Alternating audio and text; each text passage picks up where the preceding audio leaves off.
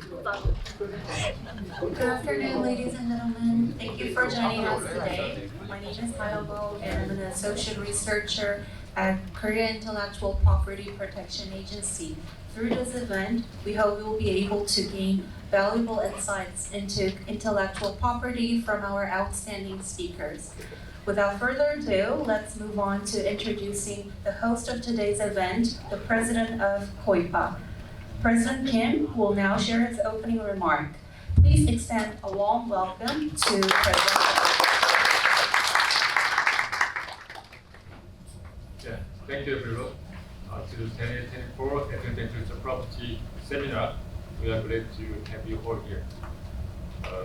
My English may sound fake, but I do appreciate if you understand my original intent. 좀 웃어주셔야 되는데. Yeah, first of all, I'd like to express my heartfelt gratitude to Mr. Counsel General Sang-Pyo, Counsel General of the Republic of Korea and Atlanta, Mr. Kim So-hoon, President of the Korean American Intellectual Property Bar Association, and Mr. Nam Young-tae, Director of the Korean Intellectual Property, for their valuable contribution despite their busy schedule. We also sincerely want to thank you all of today's presenters for taking the time to share your expertise and experiences through presentation based on your professional knowledge. Your valuable contribution are deeply appreciated. Additionally, we extend our heartfelt gratitude and warm welcome to all attendees who have shown interest in IP protection by participating in today's seminar. Thank you again for your attendance and support. This seminar has been organized by the KOIPA Cantor IP Center with the effort to focus on IP protection for Korean companies venturing to one of the most important IP markets, the United States.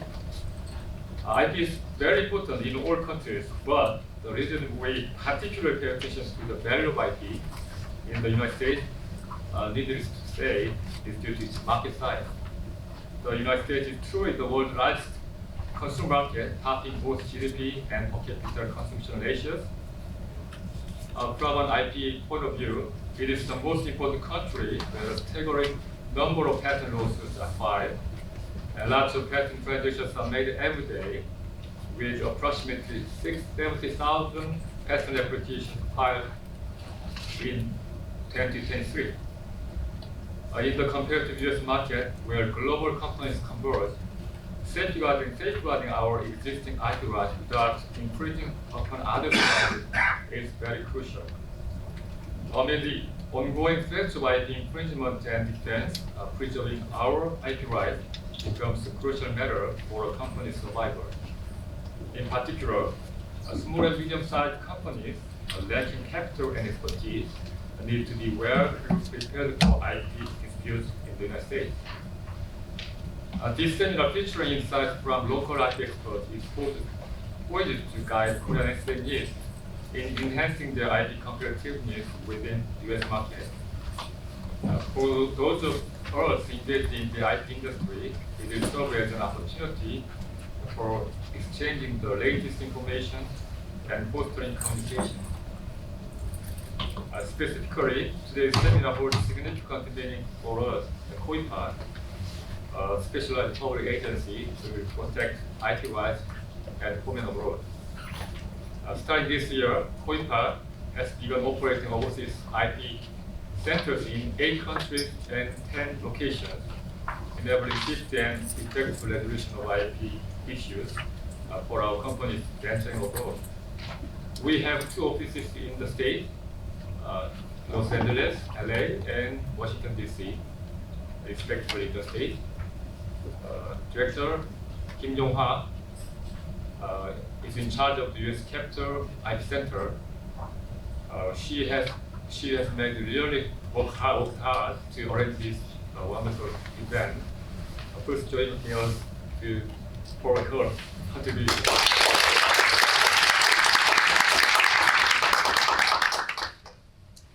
We hope that our overseas IP centers will evolve into global platforms for IP protection in the future, serving in the communication, clubs for our export companies and IP stakeholders scattered across the globe. Lastly, I'd like to express my heartfelt gratitude to everyone who contributed to the preparation of today's event, and we wish all the attendees today continued success. Thank you very much.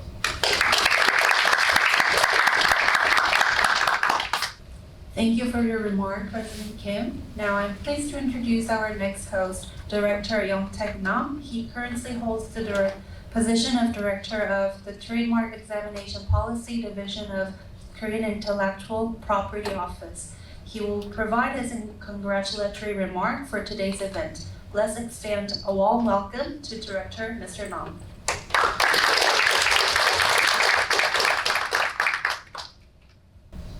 Hello everyone, I am Nam Young-Taek, Director of Trademark Examination Policy in Korea Intellectual Property Office. First of all, I would like to express my thanks to Kim Yong-sun, President of KOIPA, for the opening remarks. I also extend my gratitude to Seo Sang-pyo, Consul General in Japan, Han Ma-yeon, IP Attaché of Korean Embassy, Kim Sung-woon, President of Korean American IP Bar Association, and all the participants, including speakers of this seminar, who have taken time to attend. With the recent increase in overseas expansion by Korean companies, there has been a corresponding increase in intellectual property activities by Korean applicants. Additionally, the KIPO has also continued to enhance its international activity in the field of intellectual property rights. In this regard, the global harmonization of IPR systems and the acquisition of competitive IPR capabilities are most important tasks of the private and public sectors. Therefore, I am delighted to meet you all at today's Atlanta IP seminar, which promises to be both meaningful. I hope that the close collaboration and communication between entrepreneurs and people will continue in the future.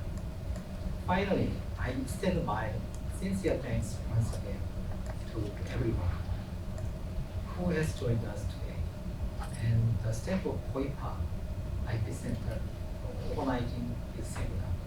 Thank you very much.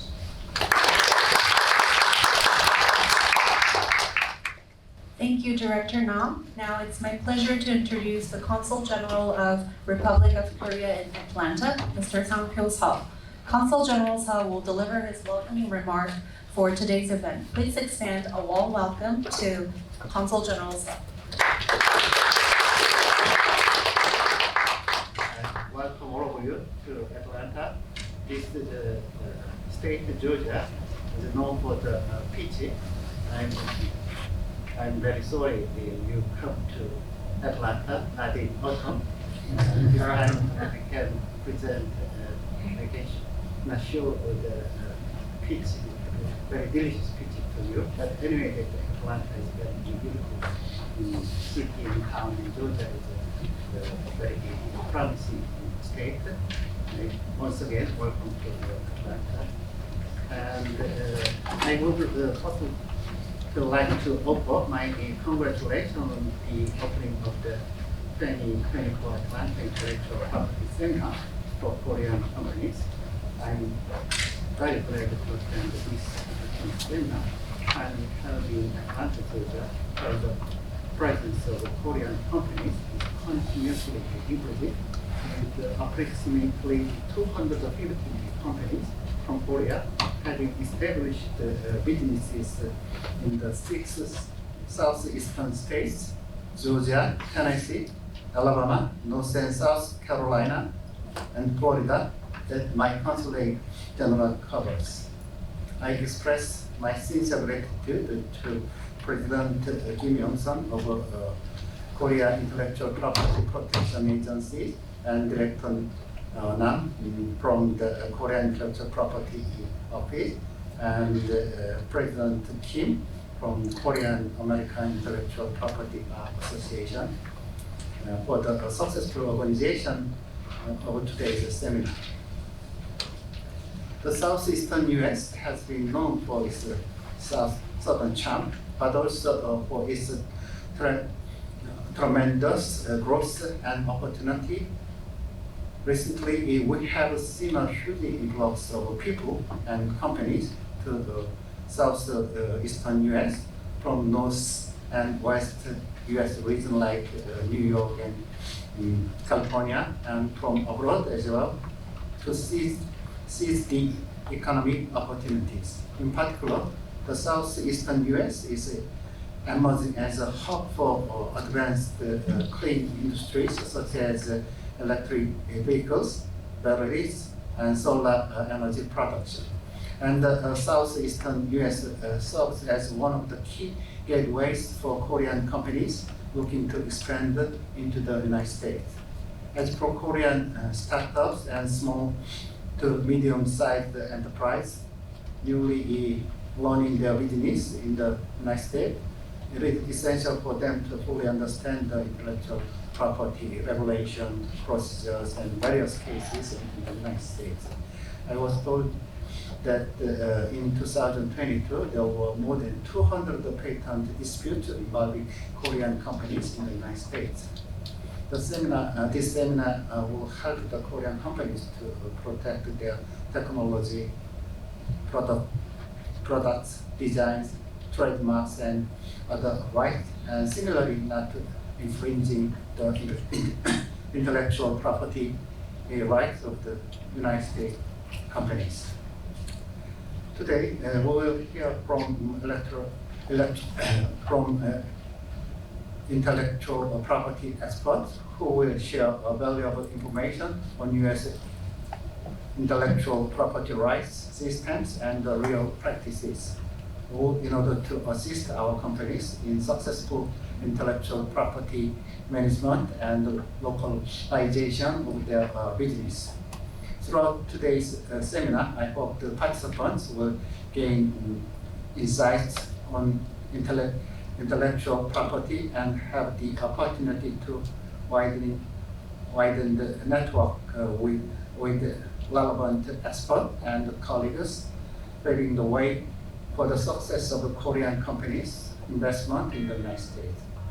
And finally, I remember that when I was in the university in 1980s, I thought that Korea was not a very good country to obey, respect the international property rights. But right now, Korea is leading the protection of intellectual property rights. I'm very happy to be Korean, like very advanced and very good doing country. So today, I'm very happy to see all the experts for our intellectual property rights and I was told that one very big conference was held on intellectual property rights. So I encourage you all of that we keep up our works. And once again, I would like to extend my gratitude to our esteemed speakers and organizers for making this opportunity possible. Thank you. Thank you very much, Consul General Sub. Before starting our 자, 하나, 둘, 셋. 파이팅! 자, 하나, 둘, 셋. 파이팅! 예, 감사합니다. Let's fight!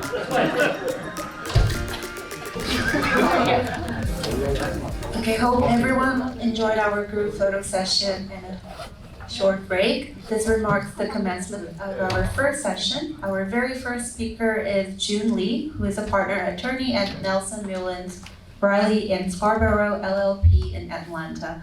Ms. Lee will speak on investing in the United States. Please join me in extending a warm welcome to Ms. Lee.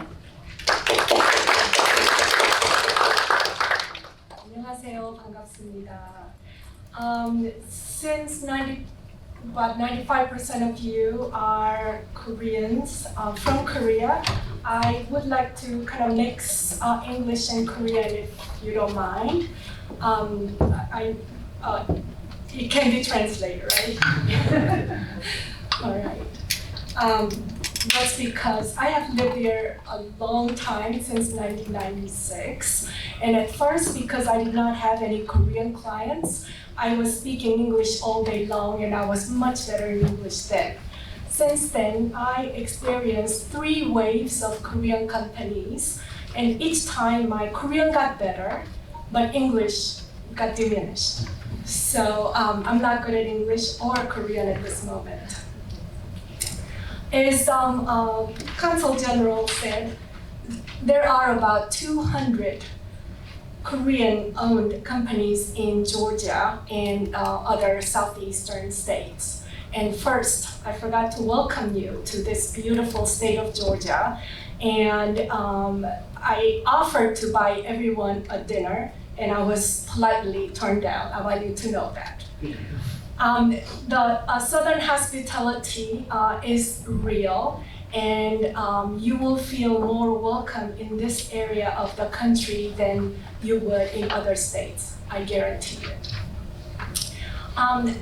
As is known, there are lots and lots of Korean companies just pouring into this area since about 2 years ago. And in my view, that has a few reasons contributing to that phenomenon. The first is let me go through who are coming. Which Korean companies are coming to invest in the US? The biggest one is semiconductor business, led by Samsung Electronics. Samsung is going to Williamson County, Texas, Taylor, Texas. It has had about $10 billion project since 1997. I remember it because that was my second year out of law school, and they had that announcement, and I had the pleasure of attending their opening. That was almost 30 years ago. Now they're investing another $40 billion or more in that area, Taylor Williamson County area, and Samsung's suppliers are also coming there. So if you have extra money, this is a good time to buy land around there. Texas is extremely hot, so you might want to prepare yourself for it. If you think it is hot in August in Georgia, well, that's another kind of sun there. The heat is extremely hot, but that's Austin area. The next one you have heard about is Hyundai. Hyundai Motor is investing $7.6 billion plus. It always gets more. They might say 7.6. By the time they're done, it could be $10 billion. That's been my experience. That goes to Savannah, Georgia. And Hyundai suppliers, as you know, tier 1, tier 2 suppliers are going there. I think there is a land problem there because Savannah is at the end of the coast. I don't know where they're going to put all those suppliers. The land price there reportedly jumped about 10 times since Hyundai's report. Then electric vehicle batteries led by SK. I started with Commerce, Georgia about 3-4 years ago. And SK is investing also along with Ford and Volkswagen in Tennessee and Kentucky. There are about 5 or 6 plants there. Samsung is investing in Indiana with Stellantis, that's EV battery. LG also together with Hyundai in Savannah and also with Honda. Solar energy is another big item, especially for Georgia, because Hanwha Qcells is investing multi-billion dollars just about 30 miles from here, south of Tennessee. So these are the main projects. and the little ones are not even mentioned. So this is totally new. Before, when Hyundai and Kia invested, there was like 2 billion, 1 billion, there was a huge amount. But now, everything's billion something. We're kind of losing the concept of money recently. Why? Why are they coming here? The first, the biggest one was the CHIPS Act in 2022, announced by President Biden. And then immediately IRA. I don't know why they call it Inflation Reduction Act, IRA, but that is, CHIPS Act is for the semiconductor industry. IRA is for the renewable energy and solar and other pro-environment kind of industries. So for CHIPS Act, Samsung is benefiting from that. It was announced that Samsung will receive $6.4 billion in tax credits and grants. That is about 8.7조? 어마어마한 숫자죠. The Inflation Reduction Act, their LS just received $99 million in tax credits.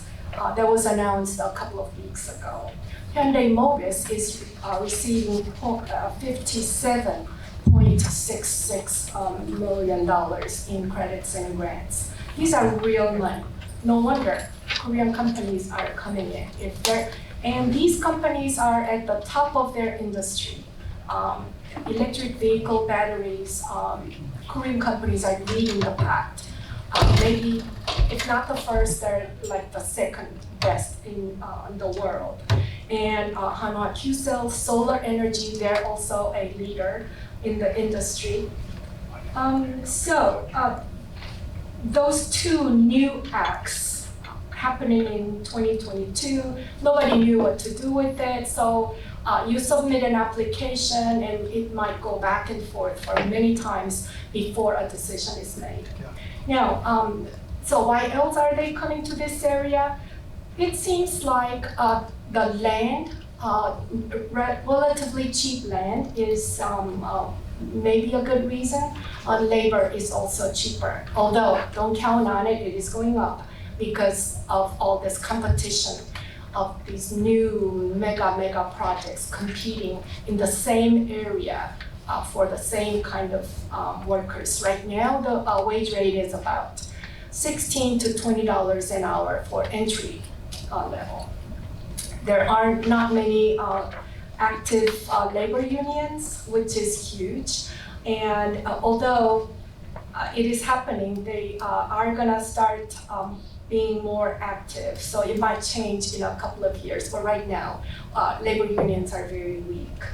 The best policy I tell the clients, if you don't want unions, treat your employees well so that they would not be tempted to fight against you.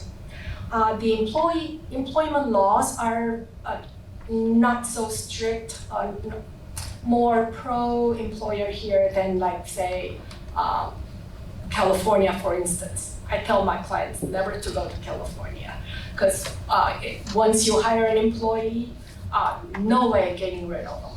But anyway, that's my personal view. It's not written in stone. So it's just to compare that there are different employment laws from state to state, and it is very important that you know.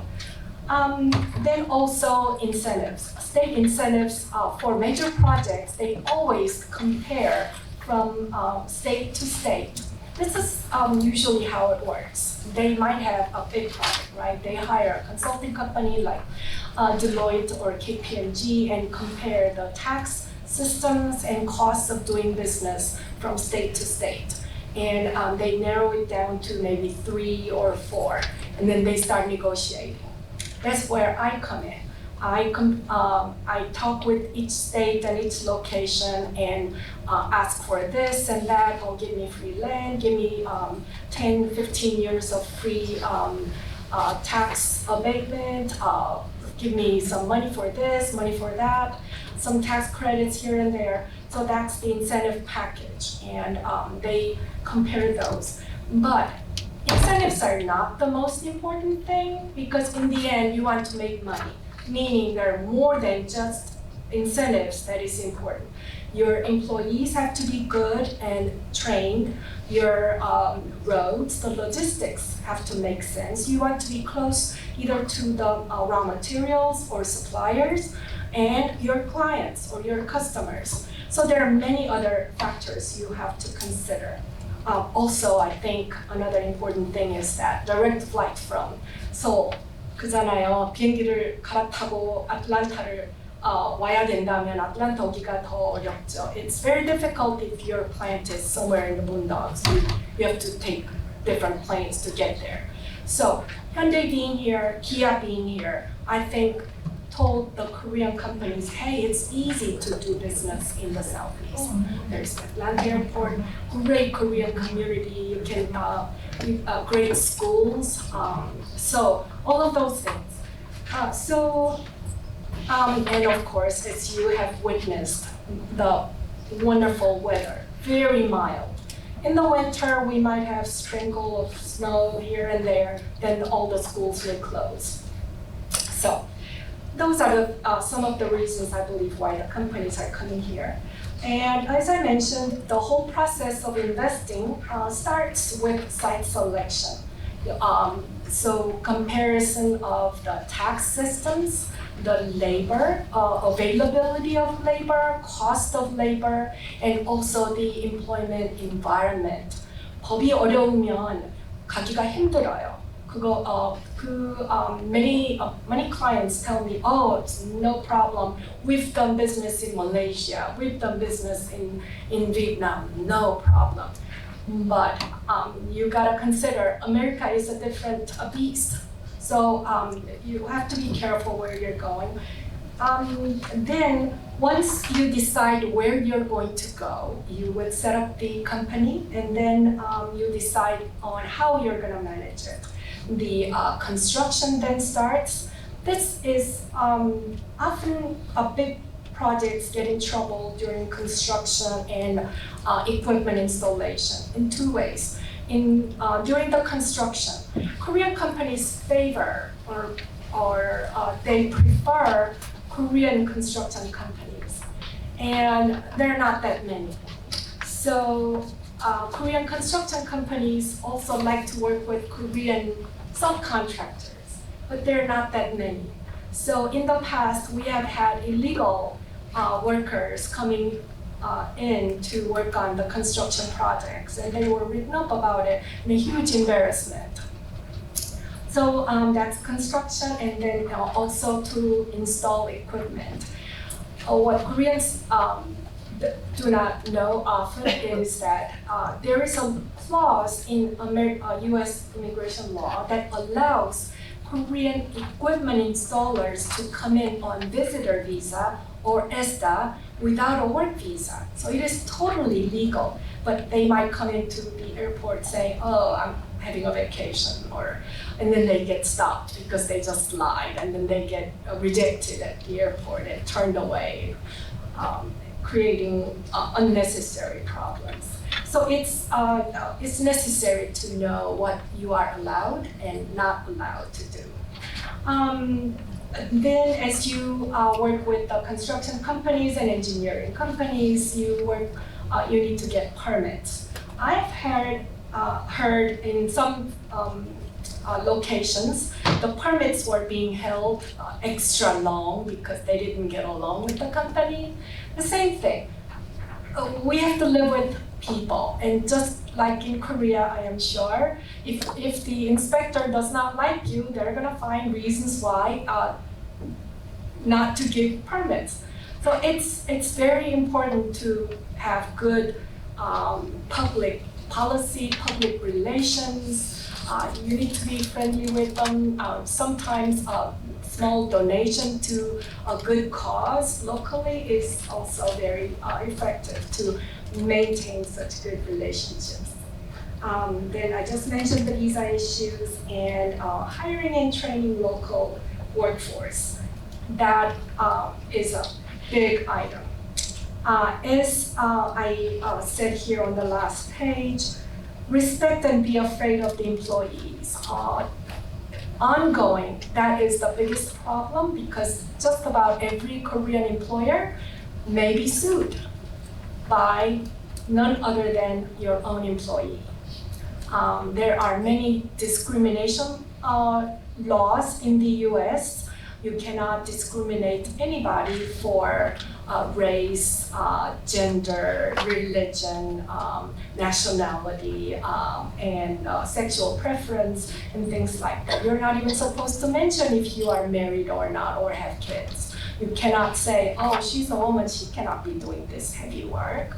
You cannot mention any of those. You mention it, you're gonna be in trouble. So you have to know these laws, and you have to train your managers about these laws. And also, safety. Safety is a big issue. Korean companies are likely to have OSHA issues. OSHA officially told a few years ago their examiners to focus on Korean companies because Korean companies do not respect safety laws. This was official position of OSHA a few years ago, and they focused on these Korean companies for random audits. So, and just one last thing, increasing cyber fraud. I am sure everybody is familiar with these, but I still see my clients sending money without checking. Hundreds of thousands of dollars, even over $1 million recently. Someone said, oh, we changed our account. Oh, we had our accounting problems. So now use this new account. The person sending the money, over $1 million, did not check if that was true, did not call and sent the money. Guess who is responsible? The person who could have, the law said, it is still developing because this cyber fraud is very new. The law is changing. The prevailing view is that the person who could have avoided it easiest is responsible. So in this case, someone picking up the phone, calling, hey, I got this email, it seems like it's from you. Did you send it? That one call would have prevented this fraud. So that person would be liable. So that's it. I am sorry that I did not get to buy you dinner. If you have any questions or just want a nice dinner in Koreatown, give me a call. My information is on the last page. Thank you very much, Ms. Lee. Our next speaker is Mr. Sung-Hoon Kim, who is a partner attorney at Westerman Hattori, Daniels, and Adrian, and the president of the Korean American Intellectual Property Bar Association. Mr. Kim will be enlightening us on the topic of efficient and cost-effective U.S. patent prosecution. Please join me in extending a warm welcome to Mr. Kim. Good afternoon. My name is Sung-Hoon Kim. I'm a partner at WHDA. Also, I'm serving as president of Korean IP Bar Association. So I really appreciate Ms. Kim for inviting me. It's kind of emotional comeback for me, or homecoming, I guess, because I spent 4 years my undergrad at a university nearby here. And it's been more than 20 years that I came back since graduation, so it's great to be back. I was at the school during summer, during lunchtime, and it was big difference, so I was glad to be in Georgia for this seminar at the same time. It's in my old school. So I'll be talking about efficient and cost-effective US prosecution. This topic can be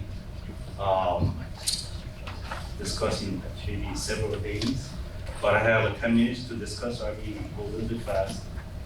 What we can do to have I guess, cost-effective and I guess good patent. So the first thing we have to do is, once you have a good idea, we have to decide who's going to write the application. So first one, if you don't have enough money, you can write yourself. If you're a company, you can ask in-house counsel.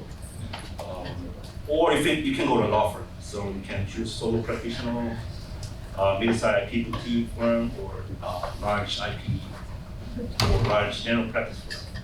So within general practice firm, they have technical specialists. Those people who has a PhD or master's. They have a patent agent and associate partners.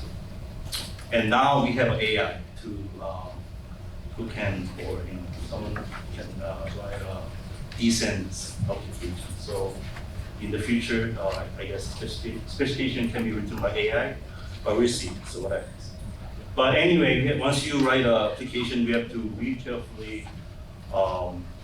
Oftentimes, a lot of Korean applications they just translate and send to us. But oftentimes we see a lot of mistakes, errors, trouble. So make sure proofread, spend time and money to read over claims, drawings, pictures, graphs, tables. Make sure that you get the good patent applications. So once you file an application, what you can do here is interview the examiner. So I know it's going to cost some money, but I think conducting an interview with the examiner is, in the long run, will save money and to avoid excessive RCBs. So my suggestion is to interview all the cases that you have, contact examiner, and talk to examiner to see what you can do. So, and now once you have a final section, we have called AFCP 2.0. So you can file those, and it's free. And some examiner allow interview, but some don't. But it's once you have AFCP, or once you get a final offer section, I strongly suggest to file AFCP if you are amending claims. Okay. So before you have an interview, you can research your examiner, see whether he or she is easy or hard. For this examiner, as you can see, if you see closely, this examiner has 100% or something, 99% allowance rate. So that means you are lucky. So you get a patent easily. But some examiner has like 0%. So study your examiner, research your examiner. If you have an easy one, then you will get a patent easily. If not, then you need to interview or abandon or something. So research your examiner once you get an office section and see whether his or her argument is difficult or hard, or difficult or easy. Okay. And if you have a hard case, it's okay to appeal. So it's going to be expensive. It's going to take some time, but it's okay to appeal and see what you can do. But other examiner in the same argument, you can have a different result or maybe same result. But it's okay to have appeal, and you can fight your ideas. Okay.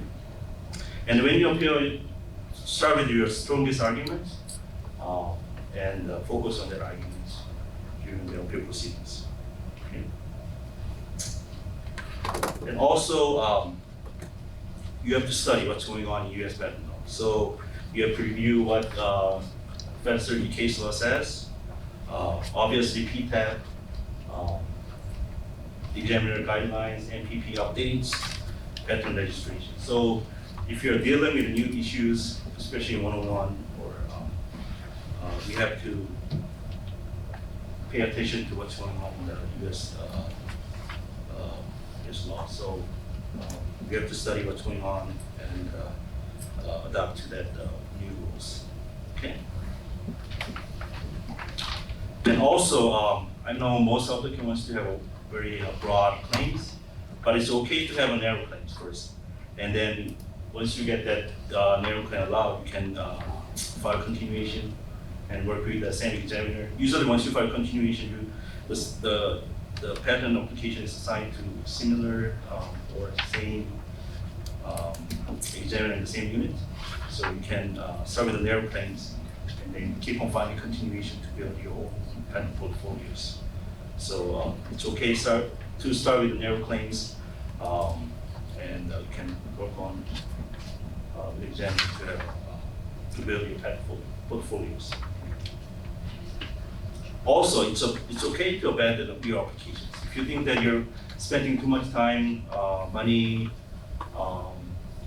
it's troubling to you, then you can abandon and you can write your brand new application. So it's okay to abandon your application. It's not, sometimes people think that you can still fight and get a patent, but sometimes it's wise to abandon your application and then start a new, brand new applications and work with different examiners, hopefully.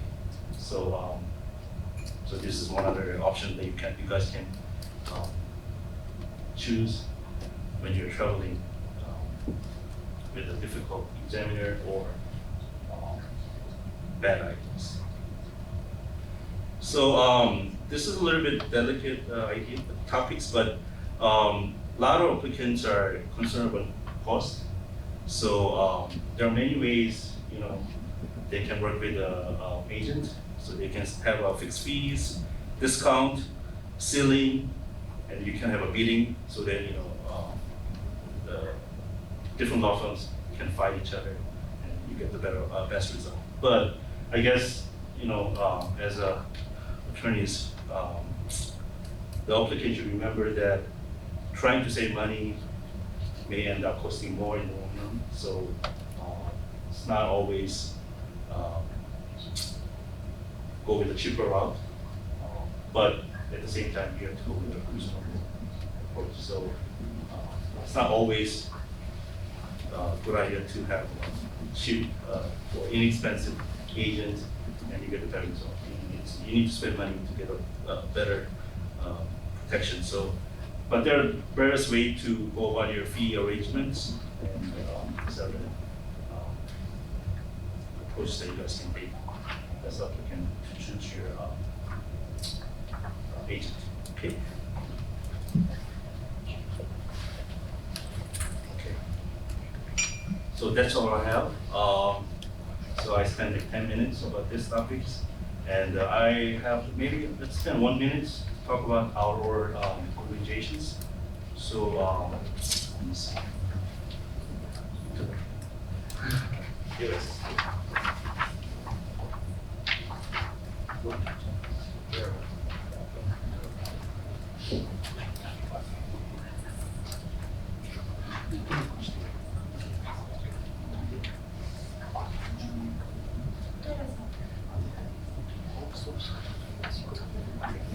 So not works. Okay, so our organization has a website called www.KIPEA.org. So you can go to that website, and it has all our histories, pictures, news articles about our organizations. So mostly our group is centered in Northern Virginia area or DC or Maryland. But if you're out of state, that's fine too. So if you want to join our organization, we are willing to accept you, and then we welcome you. And we have a lot of information on the website. So if you have time, you guys can take a look. And if you have any questions, feel free to contact us or me. We're willing to help you guys. Thank you. Thank you very much, Mr. Kim. Our next speaker is Mr. Min Soo Yoon, who serves as the Deputy Director of Trademark Examination Policy Division of Korean Intellectual Property Office. Mr. Yoon will be sharing valuable insights on the subject of Korean Trademark Act revision. Please join me in extending a warm welcome to Mr. Yoon.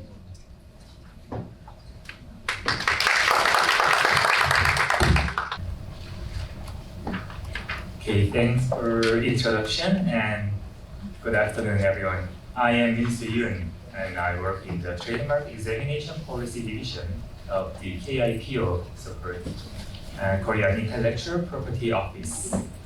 Thank you for attending the seminar. It is so honored to have an opportunity to introduce KIPO's system in Atlanta. From now on, I will briefly introduce recent revision of Korean Trademark Act. First, I would like to introduce the amendments at 2023, which were related to partial rejection system and re-examination request. Then I will explain the consent agreement, which was enacted in Korea from May 1st. And finally, I will show the KIPO's guidelines for examination of virtual goods. Now, let me explain the partial refusal system in Korean, 부분 거절 제도. The partial refusal system allows for a refusal decision to be made first for the designated goods for which there are reasons for refusals among the goods, and then for a registration decision to be made for the remaining designated goods. Before the introduction of the partial refusal system, if there were reasons for refusal for some designated goods in an application, a refusal decision was made for all designated goods. However, with the introduction of the partial refusal system, only designated goods that without reasons for refusal can be registered. Moreover, even if the applicant does not respond at all, designated goods for which the reasons for refusal have been reserved can be registered. This is the most significant change after the revision.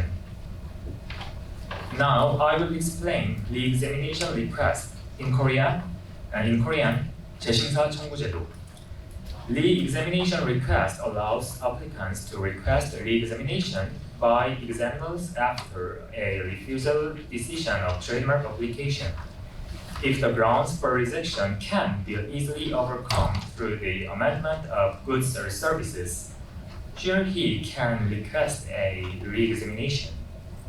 Applicants can file for reconciliation within 3 months from the date of receipt of the refusal decision, which is also the deadline for filing an appeal against the refusal decision.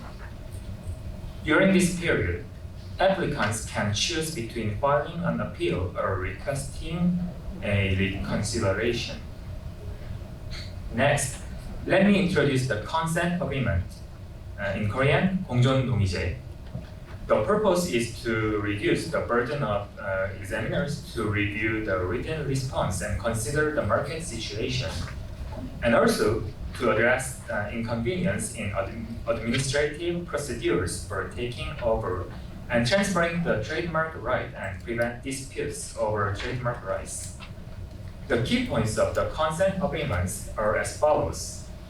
First, if there is a consent from the senior trademark owner and there is no rejection reasons, registration will be granted. To be specific, a consent agreement can be submitted while filing an application or used to overcome the rejection reason after being requested of a response. Second, the registration can be cancelled if the trademark registered based on a consent agreement has caused confusion as to the source of products by using it for the purpose of unfair competition. And as you can see, there has been a past initiative to introduce the consent agreement like this. And finally, a consent agreement took effect on May 1st, 2024. Next, I would like to introduce KIPO's guidelines for examination of virtual goods.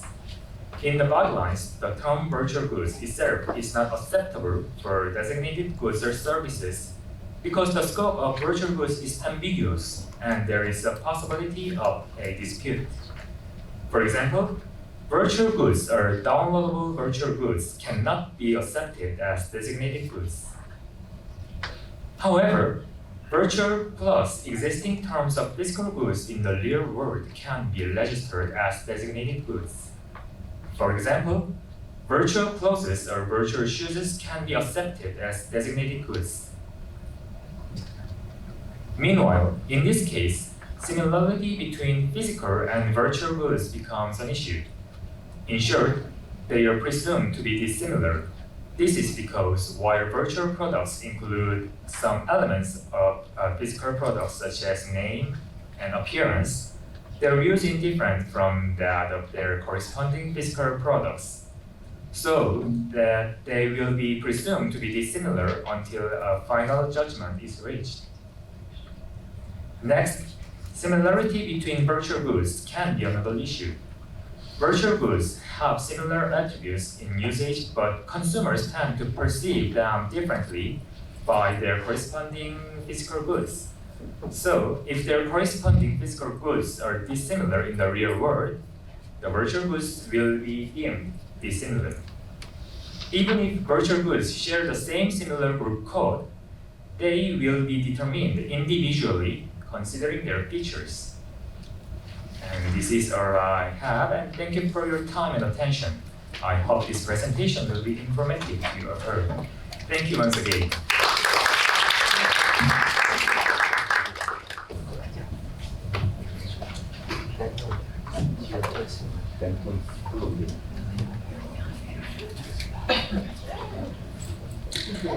Hope everyone had a refreshing break. Without further delay, I'll go ahead and introduce our first speaker for our second session. Mr. James Chung is an associate attorney at K&L Gates LLP. He will provide us with valuable insights into strategies for avoiding patent infringement using freedom to operate analysis. Please join me in welcoming Mr. Chung.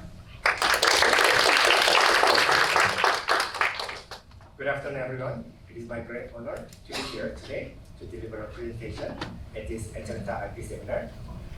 For the next 50 minutes, I'll be discussing strategies for avoiding patent infringement using freedom to operate analysis.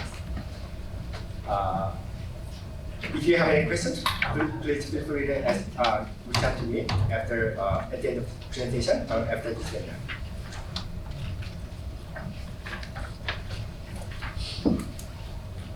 Let's take a look at this graph, which illustrates the number of patent infringement cases against Korean companies between 2018 and 2022. As you can see, on average, there have been around 150 patent cases against Korean companies every year. This blue section refers to the cases initiated by MPEs, and these MPEs account for around 70 to 80% of all litigations faced by Korean companies. This graph demonstrates that the real threats lie not just with competitors, but also with MPEs. Some people may say that we are a small company, so we don't need to worry about being sued. But if you look at this graph, there have been around 15 to 20 patent litigations filed against small to medium-sized Korean companies every year. So this may seem relatively small, but it is still a significant threat. It cannot be ignored. And MPEs can target small to medium-sized companies, as they are often perceived as an easier target with limited resources to defend themselves. Then how can we reduce the risk of being involved in a patent litigation? One cost-effective approach is conducting a freedom to operate analysis. Then what is the freedom to operate analysis? It's pretty self-explanatory. It is a legal evaluation to determine whether a proposed product or process can be made, used, sold, or imported without infringing third-party patents. One thing to note is that a patent only grants your right to exclude others from making, using, selling your patented product, patented invention, but it does not automatically give you the right to practice the patented invention. There might be other patents that your product could potentially infringe.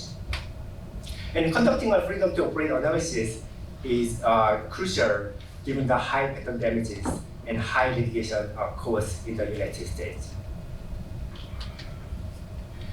This slide shows the top 10 largest initial patent damages. As you can see, in most of these cases, the initial patent damages exceed $1 billion. Some of these cases were settled later, and some of these patent damages were reduced later. But the sheer magnitude of these initial patent damages underscores the significant financial risk that many companies, especially larger ones, face in patent litigations. This slide shows the average patent damages between 2014 and 2023. As you can see in the last column of this chart, the average patent damages have been around $20 million over the last 10 years. And the litigation costs in the US are very high, usually ranging from $2 million to $4 million. And it could be much higher depending on the market size, the case complexity, and the amount at risk. By the way, the cost of conducting a freedom to operate analysis is much lower than the potential patent damages or litigation costs. Here are 5 key advantages of FTO analysis and opinion. The first advantage is that through the FTO analysis, you can gain insights into the competitors' patent portfolios and technologies they are focusing on. So areas with multiple applications and continuations may indicate their core technologies and the potential patent litigation risk. And a few years ago, I prepared an opinion letter for a group of patents owned by our client's competitor. And there were around 7 to 8 continuation applications filed in the patent family. And 1 year after we completed the opinion letter for the group of patents, the competitor initiated a patent litigation against our parties using those patents. The second advantage is that through the FTO analysis, you can find third-party patents that may pose a risk of patent infringement, and this can provide an opportunity to modify your product design and also avoid or mitigate the risk of patent infringement. The third advantage is that through the FTO analysis, you can identify opportunities for patenting or further development. The fourth advantage is that having an FTO opinion may help you demonstrate that you acted in good faith and you did not intentionally infringe others' patents. This may help avoid finding a willful infringement, which can result in trade damages. The fifth advantage is that having an FTO opinion may even help defend the patent infringement lawsuit. If you are sued, the patent owner will talk about how bad you are. They will argue that this is an industry-changing innovation, and they spend lots of money and time to develop the invention, no matter whether it's true or not. And they will argue that the patent office also agreed that it is innovative by granting the patent, no matter whether it's true or not. And they will also argue that you had access to or knowledge about the patent, but you chose to copy the patent in invention, and you unfairly stole the invention and their profits. Usually in the litigation, juries are a layperson who may not understand the technology very well. So they may just want to know whether you are a good person or not. And having an FTO opinion and FTO witness may help you demonstrate that you are a good person and you acted in good faith. And this might be one of the most powerful evidence, pre-trial evidence that you can bring to the court to defend yourself. Then when do we need to conduct the FTO analysis or getting the FTO opinion? Usually companies conduct the FTO analysis before developing or launching a new product, or companies also can conduct the FTO analysis before acquiring a new company to assess the risk of patent litigation associated with the company's products or technologies.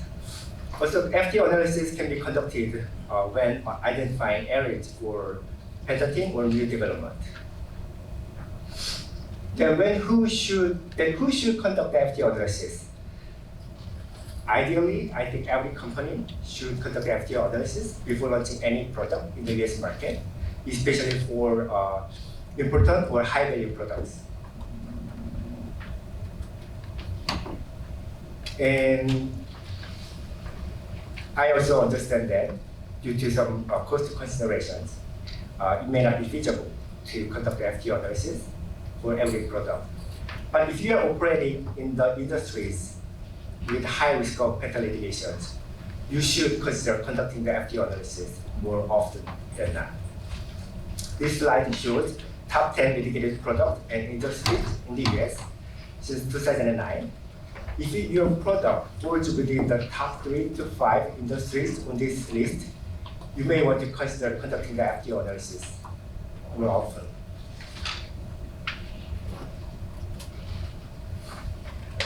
FTO search and analysis is a multi-step process. Let's take a look at the key steps. The first step is to conducting comprehensive patent document searches for the proposed product or process. Usually, for cost effectiveness, many US law firms collaborate with third-party vendors who is specialized in patent searches. Once the relevant documents are identified, the next step is to assess patent infringement risk of identified patent documents. This step usually includes classifying the identified patent documents into several categories, like high risk, medium risk, and low risk. For the high risk patents, we can also determine whether the patent owner has a history of being vicious or aggressive in asserting their patent rights. Then the next step is to prepare FTO opinion letters. These FTO opinion letters typically include non-infringement opinion, which analyzes why the proposed product or process does not infringe the claims of the high-risk patents. And sometimes also we can provide invalidity opinion or also hybrid opinion that combines both of the non-infringement or invalidity opinions. Having an FTO opinion is a valuable risk mitigation strategy, but we also need to understand its limitations. The first limitation is that no FTO search and analysis is perfect. With hundreds of thousands of patents out there, there's no way to find relevant documents out there. Sometimes some patent documents may not have been published yet. And the second limitation is that there's no guarantee that your company won't be sued. Even if you found some third-party patents and you thought that your product doesn't infringe those patents, the patent owners still may think that may initiate the patent litigation against you, maybe for some unreasonable reasons. So third limitation is that having an FTO opinion does not completely protect you from finding a willful infringement. The courts may still find that you intentionally infringed the patent despite having the FTO opinion.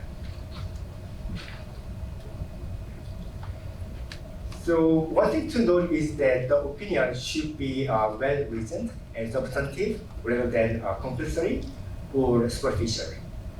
In this case, the accused infringer relied on one-sentence conclusory opinion drafted by a patent agent, and the Federal Circuit found that such a conclusory opinion is inadequate and upheld the decision of willful infringement and also associated in-excess damages. And also another thing to note is that if the opinion is drafted solely by the in-house counsel, that there are some concerns about potential bias. In this case, the accused infringer relied on the opinion prepared by its German in-house counsel, and the Federal Circuit noted that the accused infringer did not seek advice from US counsel, and found that affirmed that the district court's decision of willful infringement and also in-excess damages too. Give me 1 second.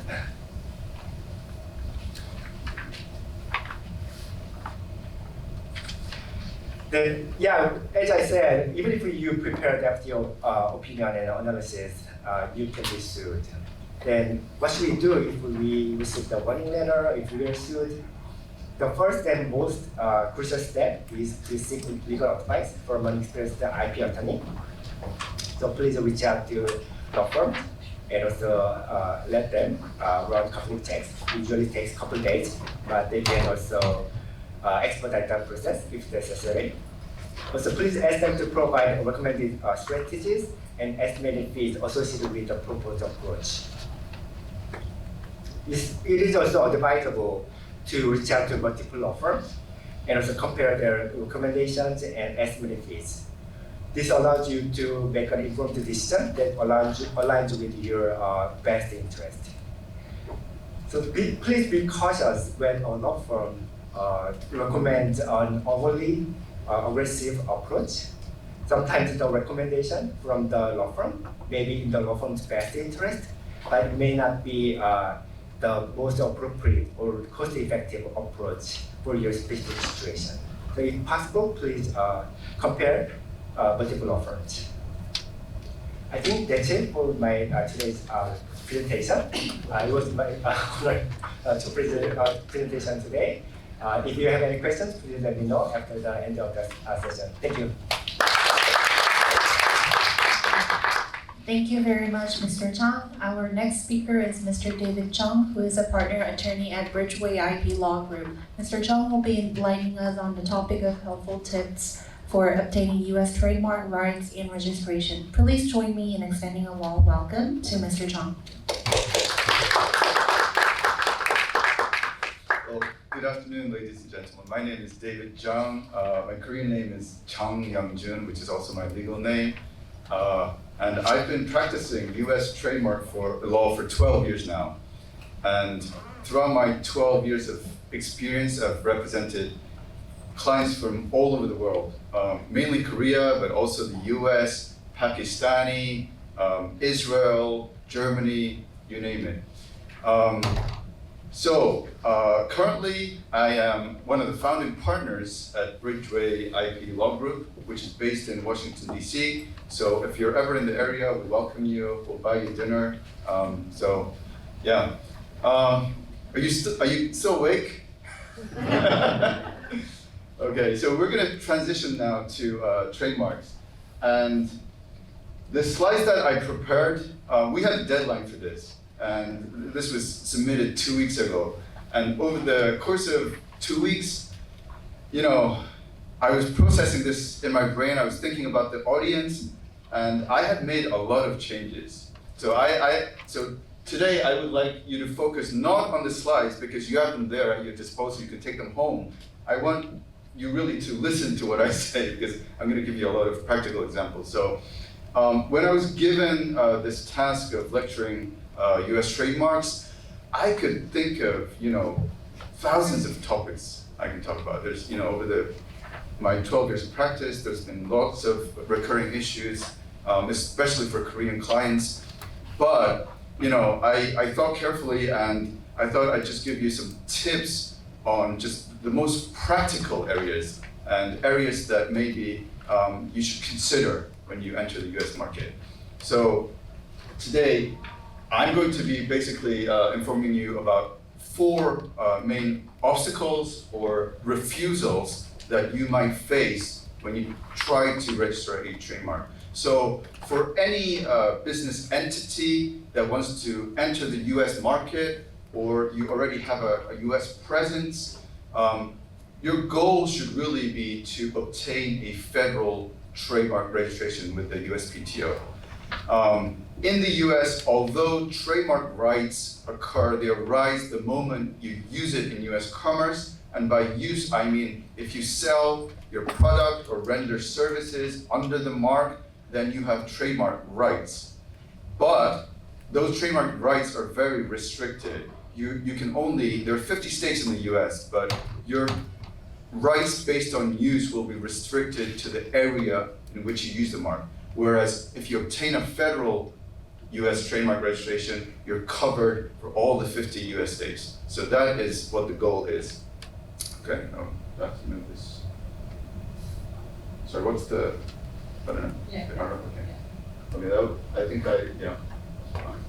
Okay, so we have 4 obstacles. I'm gonna tie the first 3 together and then handle the 4th one separately. So the first one, I'll run through them very quickly, introduce to what they are. So number 1 is a refusal based on likelihood of confusion. And I'm sure if you have the basic knowledge of trademarks, you'll be aware of this issue. So if you apply for a mark in the US and there is a similar mark that came before you for similar goods or services, then you cannot obtain registration for your mark. It will be refused based on likelihood of confusion with a prior registered mark. And that is called a Section 2D refusal. Number two, and sorry, before I move on to number two, when you do receive a Section 2D refusal, it is generally difficult to overcome. On average, I think the statistics say it's about 40% chance of overcoming. So you want to avoid that. Although, when you receive the refusal, one way to overcome it is try to persuade the examining attorney that your mark is different to the senior mark. But there's also other channels such as contacting the owner of the senior mark and trying a consent agreement or a coexistence agreement. So number two is a refusal based on the mark being merely descriptive, and that's called a Section 2E1 refusal. And this is also very common. This is also difficult to catch, but with a thorough search you can avoid this. And number three is a mark refusal where the mark is primarily merely a surname. And this refusal is really frustrating because you conduct a search for your client and you find no similar mark and you don't think it's descriptive, yet it can be refused because it happens to be a surname in the US. So that's very, it's not as common as the first two, but you can still receive it and it's really frustrating. Okay, and the fourth one is a specimen refusal, which I will handle later on. Okay, so the way to avoid a likelihood of confusion refusal is doing a very thorough search. For example, if you're entering the US market and your brand has one word, now it's easy to search the word and see if there's identical mark, but marks can be refused even though it's not identical. It can be confusingly similar. So when you do the search, don't just search the identical mark, change the vowels, use singular, plural forms, because marks can be refused if the appearance, sound, meaning, or the commercial impression is similar to a senior mark. So changing the vowels, you're trying to figure out if there's a mark that sounds similar. The meaning, we've had a refusal where, for example, you trademark a brand called Large, for example, and if there's a mark called Big, which has a similar meaning for similar goods, then potentially you could get a refusal. So you want to be thinking about all these different, sounds, meaning, and commercial impression. But if you have, let's say, if you have two words in your mark or more, I think based on my experience, you want to really focus on the dominant feature.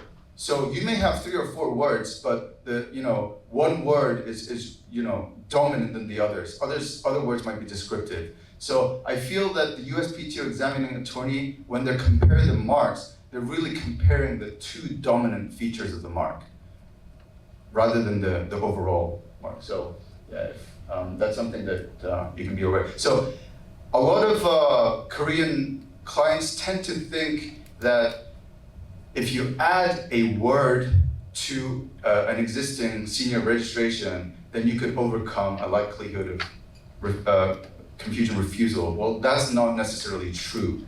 The key is the overall commercial impression has to change. And sometimes, even if you add a word, it does not change the commercial impression. So you can still get a refusal, even if you add a word. And there's a US law where even if you add your house mark, then it can still be refused registration. So for example, in the US, there's a energy drink brand, Monster, for example. Let's say a Korean company, Lotte, they want to launch a drink in the US under the brand Lotte Monster. That'll probably be refused because Lotte is simply the house mark. And so, consumers will think still, oh, if they're using Monster, then, oh, are they sponsored by Monster? Are they somehow affiliated? So adding a house mark will not resolve the issue. Okay, so the key to searching to avoid merely descriptive refusal is you really have to search each individual mark and see how they were treated in third-party applications. So if you see the application carefully, you'll see that descriptive marks have been disclaimed. So that's what you want to look for. So if some certain words have been disclaimed, then most likely that word is descriptive. And if you have a combination of descriptive words, you will likely still get a merely descriptive refusal. So that's I mean, sometimes it's tough. We can't get 100% correct, but that's kind of the key search that you would do. And one thing is, if the wording that you want to register is descriptive in a foreign language, that can also be refused based on the mark being merely descriptive. So we had a case where our client tried to register mark ASAK, could be read as ASAK, space BASAK, PASAK. And the examining attorney did their search, and they found that the meaning of that in English is crispy, crunchy. And the goods of our client was for snack foods. And so refused registration for asak basak because based on, they applied what's called a doctrine of foreign equivalence. So you have to translate every foreign word into English and then determine if it's descriptive or not. And this also applies to likelihood of confusion refusal. So please be aware of that.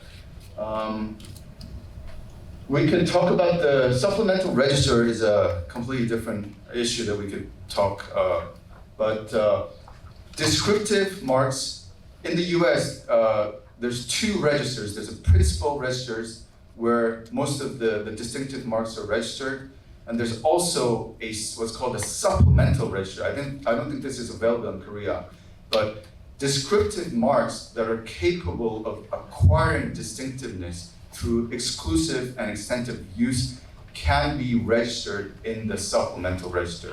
And the condition for that is you have to prove use in the US or base it on a foreign registration before you can register it in the supplemental register. So that's something that's different from Korean and trademark system.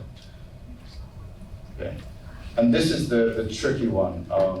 So again, this is very difficult to catch, and to avoid this, you really have to go the extra mile to do an additional search. So the search within the US PTO database will not help so much in catching this issue. You have to you can maybe do a Google search, you could do public record search, you could look at phone and address records to see if a certain word is used as a surname. It's a common surname in the US.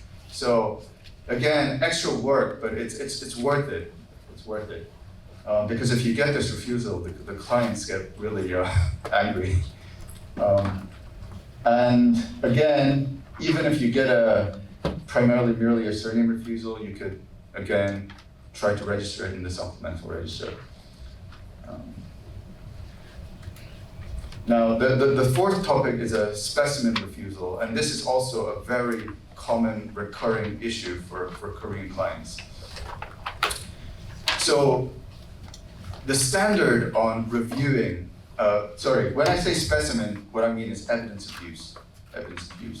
So the USPTO currently, since 3 years ago, they've been very strict on reviewing the specimens because they want to get rid of all the deadwood trademarks that are not being used. So intentionally, they are trying to, get rid of all the registration that are no longer in use, and so their standard has gone up very high. So this is something that really should be considered before filing a trademark application, or after filing it, you should really follow these rules here. So I'm just going to give you a few examples how specimens can be refused. So, for example, a lot of Korean clients, they provide the website URL as evidence of use. Now, which is acceptable generally, but if a certain product is out of stock or no longer available on sale through the website, then the USPTO examining attorney can refuse that specimen. And I have seen a lot of examining attorneys, they're very intrusive in the sense that they will check applicant's website just by Googling. Even though you don't disclose your URL, they will search and they will sometimes look at the ingredients that you use on your product. And recently we had a case where our client was trying to register a trademark for some sort of medical goods or pharmaceutical goods, and the examining attorney refused the evidence of use that we submitted because he had looked at what was the ingredients of that product, and he found out that that ingredient was not approved by the FDA. So that was this is very uncommon, rare, but that's something that you should also think about. And I'm not sure how I'm doing with the timing, but let me just see if there's anything I have not covered.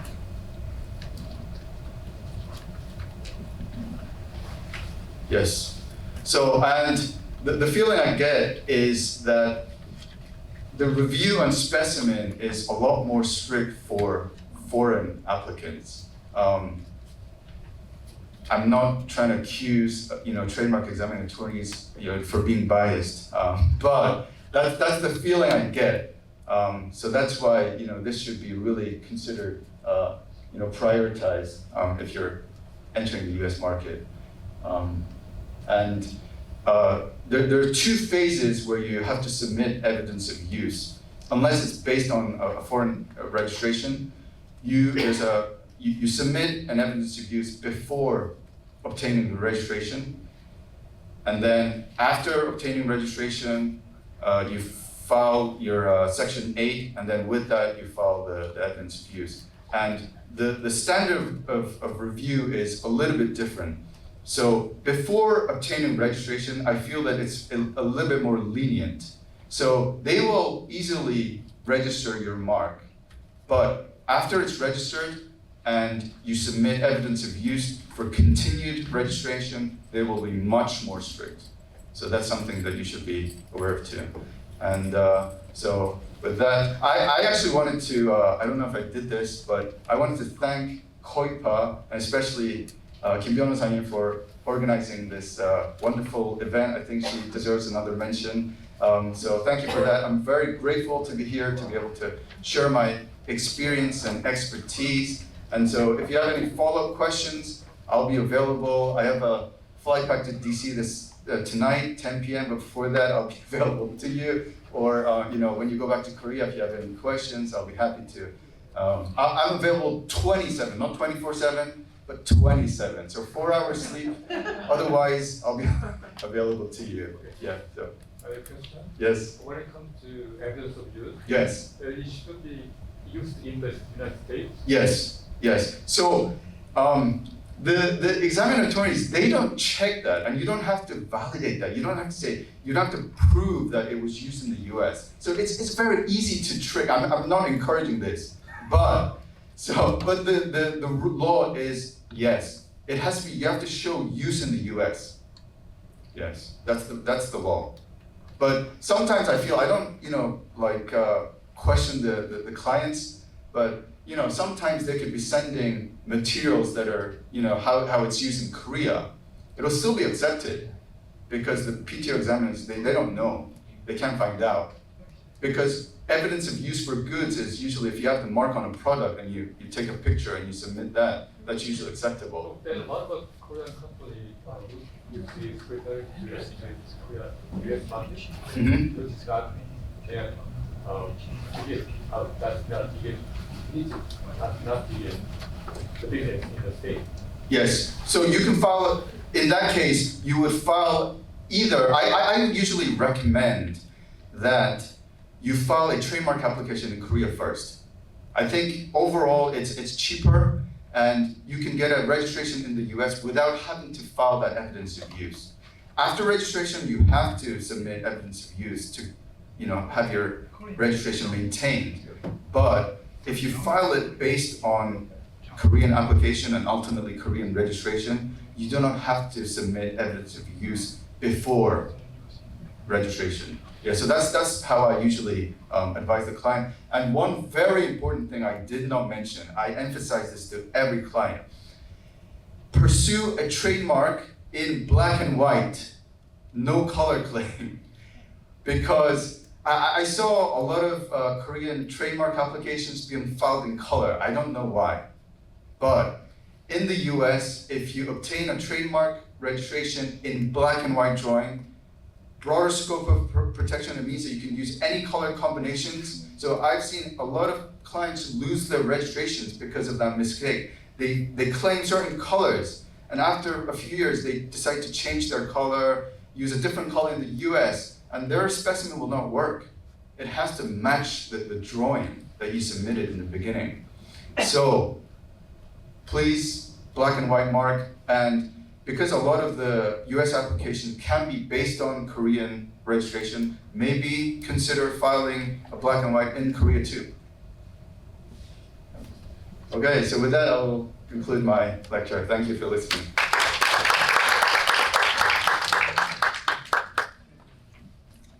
Thank you very much, Mr. Jang. Our next speaker is Dr. Youngmin Lee, who is a patent agent at Cantor Colburn LLP. Dr. Lee will be sharing valuable insights on the subject of U.S. patent strategies and tips for companies entering the United States. Please join me in extending a warm welcome to Dr. Lee. Hi, thank you. It's a pleasure to speak with you today. Thank you very much for Attorney Young Kim for organizing this event and inviting me. To give a brief introduction, I'm a patent agent at Cantor Colburn, which is an IP law firm here in Georgia, Atlanta, Georgia. It has an office here, although the main office is in Hartford, and it also has a branch in Korea too, where an Korean attorney is there. My background is in chemistry. I have a doctoral degree and also some doctoral research experience in energy storage and conversion systems. I've entered into IP law about 10 years ago. And I started off as working at an IP consulting firm and also worked at a bio startup doing some technology transfer, licensing and negotiation, and before joining Cantor Colburn. So I'm hoping to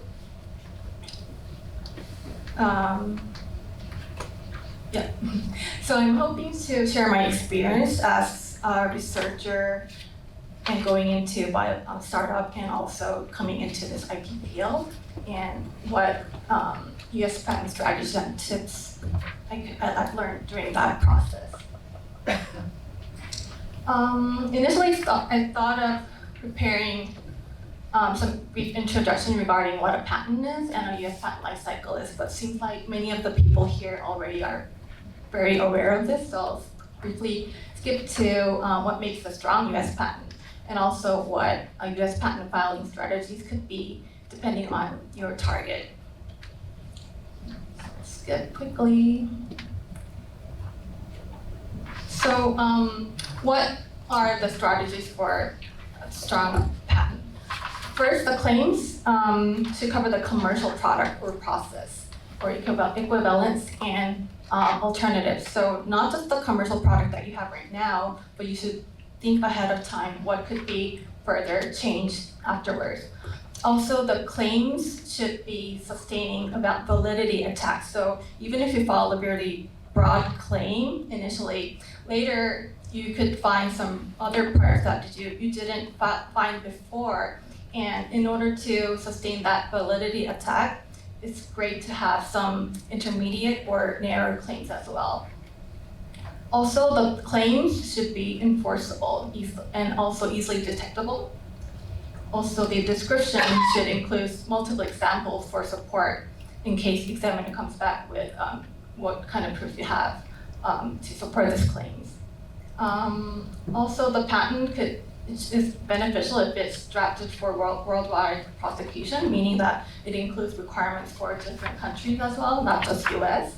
And it's great to have an application in the family which is pending, so it can facilitate enforcement, meaning that before the patent is issued, consider filing a continuation application or divisional application so that you can make adjustment after when you figure out more amendments should be needed for the claims or your products afterwards. Let's look into some examples to have stronger claims. So claims should cover commercial product, current and future products, and it should be regardless of the operation or state, which is whether if it's on and off, or so. So make sure that you cover multiple aspects of the claims. For example, in this example, the first product would have 2 hinges, whereas the future product has 1 hinges, but make sure you can claim broad enough to cover both initially. And another example could be independent claims having a range of scope. So start off with a broad claim, but it's also great to have intermediate claims and narrow claims, as I mentioned earlier regarding sustaining validity attacks. So in this first case, for example, a cathode material has a pretty broad composition, but for the second intermediate claim, one of the metals were replaced with cobalt, which narrows the scope, and also a third one that even further narrows the scope. Also, it is very beneficial to claim different types. So you can start off with a composition, but also you can claim the method of making the composition, or the device including the composition, or systems. Also, you can introduce some functional claims to add further limitations. Also, it's beneficial to have claims avoiding extra elements. So for in this case, there's a cell comprising a cell case, but in other cases, some infringers or some copyists can make a cell with a pouch instead of cell case. And depending on how it's interpreted, it's better to have claims initially without extra elements that would be an issue later on. And if you want to claim the hinge, for example, for the first example, which could be applied to a cell phone, but also something that could be applied for a laptop, make sure you claim both occasions.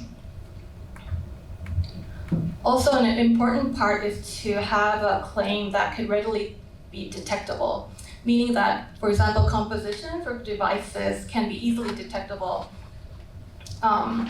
And for example, methods of making these compositions or devices might not be easily detectable, even if you have an infringer doing the same thing. So make sure to have multiple different types of claims, but also make sure to have those that are readily detectable. And infringement by a single party, claim to have infringement by a single party is very beneficial compared to having multiple parties involved in that infringement. And also, one of the important things also, you want to make a claim that can be infringed by a competitor or OEM, not just a consumer. So that's another thing to keep in mind. So next is U.S. patent filing strategies. So depending on your company's priority, there could be some reasons to patent and reasons not to patent. mainly protecting your invention is the main reason, and especially if it's easily reverse engineered, meaning that if you have a device and someone can easily open it and find what components are in there, and they can build it back up very easily, that's when you really want to make this protection by preparing a patent. And also, patent can provide you with multiple asset development. Also, even though if you're not thinking of a commercial product using that patent, you can also license it or sell it. So this is another a reason that you want to patent it. Also, it can attract investments, and you can put patent pending term into your marketing for your marketing purposes, and discouraging other competitors to enter into the field could be another reason, and using this as a defensive strategy is another reason. And the reason not to patent, the main thing could be the cost, especially in the US. It's very expensive to have a patent. Also, it's not always successful, so that's another thing you should consider when trying to file a patent or not. So another main thing is that once you have a patent published, it means that the technology is public to everyone. So if you really want to have this kept as a secret, trade secrets, keeping it as a trade secret is another way to protect. Although we do recommend putting some documentation for the trade secret. So for example, like as a provisional application in the US, which will not be published to the public. So that's another way to think of it. And oftentimes it's difficult to enforce the actual patent, even if you see infringers. So that's another reason not to patent. So what to do? Once you decide that you want to file a patent, make sure that you provide enough information, sufficient information, so that someone can look at your invention and know that you really made this invention. Also, it needs to provide information that to other people skilled in the art, so that they can follow this and make it without any undue experimentation. Also, you have to show your best mode. If easily you want to hide your best practice, but you do need to show it and provide it in the description.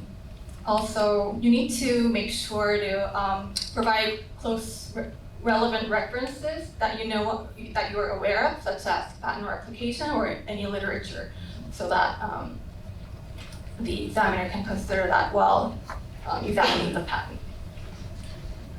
And what not to do is make sure that you don't publicly disclose your invention before filing it. And you cannot use it or offer to sell or actually sell it. Otherwise, you might have difficulty you might have issue in getting this patented. US has a 1-year grace period, but many of the other countries do not. So just please keep in mind, if you have an invention, don't present at conferences or an event, which could prevent you from having a patent. And lastly, several tips.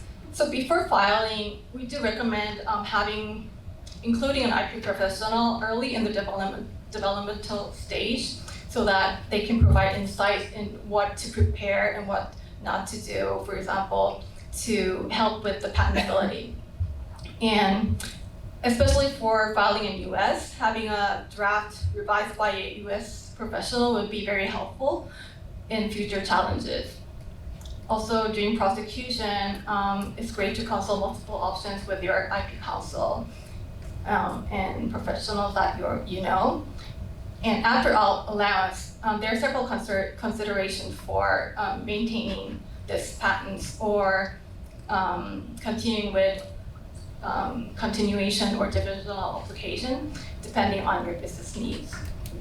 So, hope these could help you for understanding some strategies that you can apply when entering to US. And yeah, thank you very much. Just wanted to thank you everyone again for your attention. And please feel free to reach out when you have any questions further.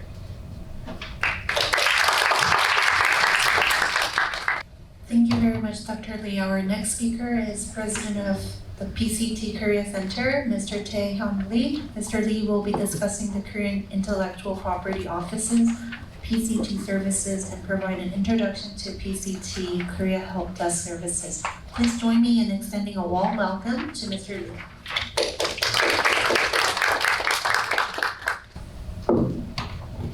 Hi everyone, it's a pleasure to be here today. My name is Tae-hyun Lee. I'd like to give you a brief presentation regarding KIPO PCT service. First, I'd like to show you some IT statistics and then explain in further detail about the Korean government PCT services.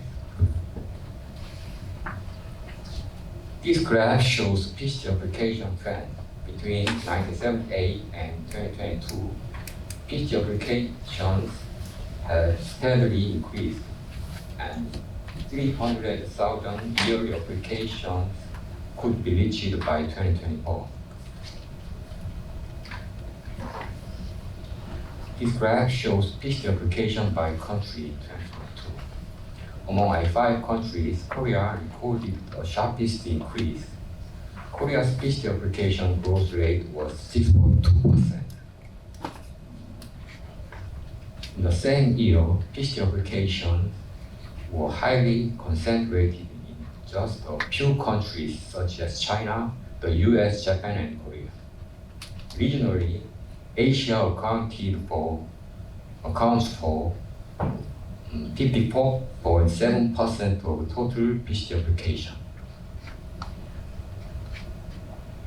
When it comes to PCT application languages, the share of application filed in English has steadily declined from 69% in 1993 to 42% in 2022.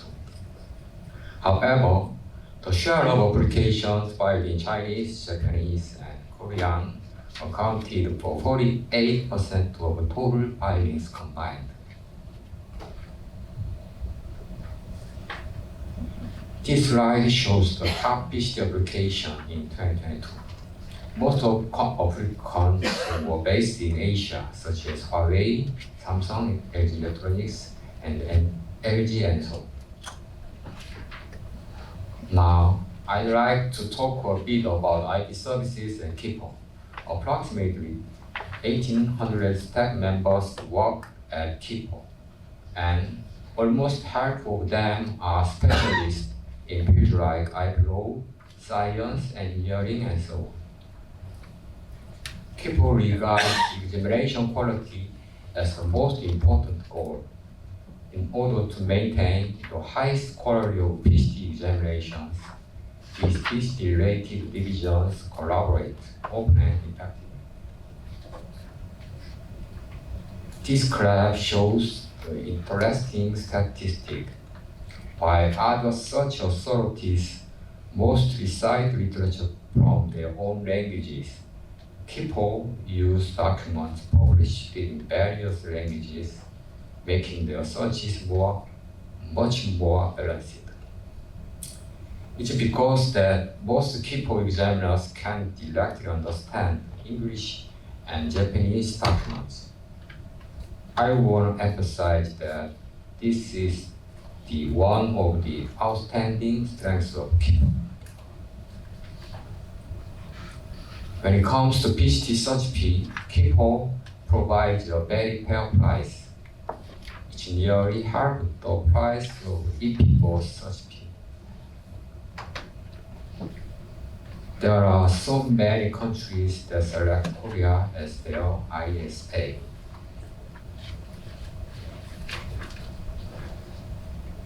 In 2009, KIPO made a branch in America that has provided local services regarding PCT-related issues for over 10 years. KIPO is the first and only foreign ISA to have a help desk in the US. If you have any questions and feedback, please don't hesitate to contact us. Thank you. Thank you very much, Mr. Lee. Last but not least, we have our final speaker for today, Ms. Yong-ha Kim, who currently holds the managing attorney position at the KOIPA U.S. Capital IP Center. Ms. Kim will be providing valuable insights into intellectual property protection for companies conducting business in the United States. Please join me in extending a warm welcome to Ms. Kim. Hello, this is Yong-ha Kim. I'm a managing attorney at KOIPA's U.S. Capital IP Center. It's a great honor to be a part of 2024 Atlanta IP Forum. And also, I appreciate this opportunity to introduce the KOIPA's U.S. Capital IP Center. In response to the growing awareness and importance of IP in the global economy, the Korea Intellectual Property Office and the Korea Trade Investment Promotion Agency have operated a network of IP offices since 2008. And now we became a part of KOIPA from this year. And following a comprehensive reorganization, so KOIPA transformed this IP desk covering 11 countries we will eventually cover 40 countries in the future. So we currently have support programs in 32 countries. Especially we are operating our IP centers in China and Thailand, Vietnam and the United States, Germany, Japan, and India, and Mexico. So each IP center in the US provide IP guidance for Korean company, small and mid-sized companies to enter the US market, expand their businesses, and strengthen their competitiveness based on IP. KOIPA's U.S. Capital IP Center is now located in Tysons, near Washington, D.C., the nation's capital. KOIPA's U.S. Capital IP Center covers the entire eastern United States, including Boston, Washington, D.C., Atlanta, and Chicago. We will welcome Korean small and mid-sized companies seeking intellectual property rights assistance. So we can divide our services into three categories, main categories. And first, we assistance with IP rights. IP Center provides assistance regarding the acquisition and protection of US IP rights. We also provide initial response guidelines for businesses that has been sued or receive a court summons in the US. Second, information services. IP Center actively educates the public about US IP laws through seminars and other various channels of communication. We collect up-to-date information regarding current US IP litigation trends to help prevent and avoid potential conflicts.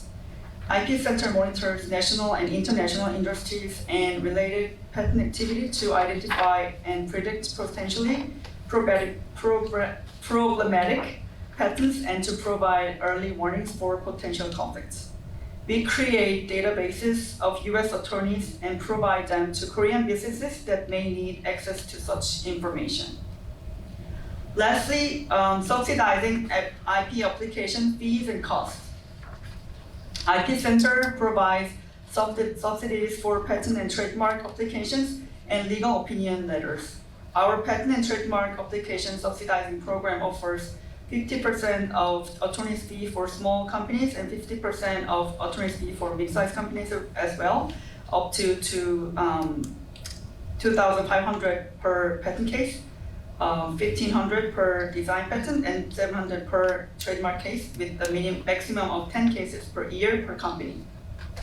One company can receive the subsidizing fund up to $5,000 per year. Only an individual, small or mid-sized company registered as a business in South Korea that operates or plans to operate a business in the US can apply for this program.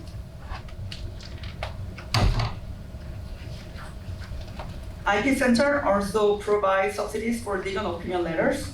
The opinion letters program provides subsidies for conducting patent infringement analysis, what we call like freedom to operate, reviewing non-disclosure agreements, and also drafting legal memorandums responding to legal disputes related to the IP with the specific focus on the pre-litigation stage. We provide strategic advice and support to Korean small and mid-sized companies before legal disputes escalate to the full-blown litigation stage. Our legal opinion letter program offers 70% attorney's fees for small companies and 50% attorney's fees for mid-sized companies. So these are the pictures of what our activity looks like. Every year, KOIPA attends various trade shows, and also we attend INTA this year. And we counsel companies how to protect their IP rights, including patent, trademark, and copyrights at the event. We also offer these services online as well. So we do a lot of webinars in the past. And also we created virtual IP consulting center, like the picture. And then we do the regular IP virtual consulting center as well. So, the photo on the left shows a webinar on the latest development in U.S. intellectual property law and policy that we hosted in 2021. And Andrea Yanku was there. And also we have a YouTube channel that we post most of our seminar and webinar videos, and also we are recording now, so we will post this as well. And we do some of the seminars like offline, and we did collaboration with the Korea Society and the Global Open Innovation Platform SOSA New York in the past. In addition to large-scale seminars, we also do small-size seminars as well. So they can hear, the companies can hear from industry experts in more intimate setting. Each month, we update its newsletter subscribers with the latest IP trends pertaining through topics of interest to businesses such as patent, trademarks, copyrights, and trade secrets. U.S. Capital IP Center also collects all the newsletters sent out each month and publish them in a book at the end of the year. The patent and trademark application and legal opinion letters drafting subsidizing program is announced on KOIPA's website on a rolling basis. This year, the program will run for at least 4 times in total, and the first round of the program is closed now, and the second round is now open. I mean, the third round is now open, as far as I know. And it has been great to see companies effectively solve their legal disputes through the U.S. Capital IP Center's patent and trademark applications, and also legal opinion letter drafting subsidizing program. KOIPA's U.S. IP Center is the first contact point to reach out by Korean companies in need of help on their IP matters. And also we serve as a bridgehead for Korean companies seeking to acquire and also protect their IP rights in the U.S. We are committed to providing our best efforts in helping Korean businesses with their IP journey. Please reach out to us if you have any IP needs. Thank you so much.